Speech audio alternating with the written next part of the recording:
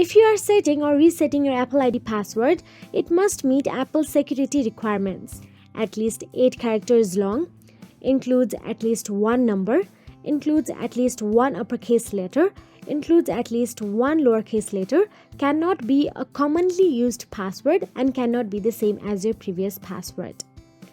Also, here are some examples of strong Apple ID passwords that meet Apple's security requirements.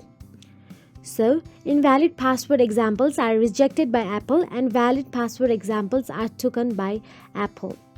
You need to mix of uppercase, lowercase numbers and symbols and avoid using common words like password or Apple. Don't reuse your old password and use a password manager to store complex passwords safely. You can use this valid password for your Apple ID passwords as well. So that is it. If you found this video helpful, please like, share and subscribe, and thank you so much for watching.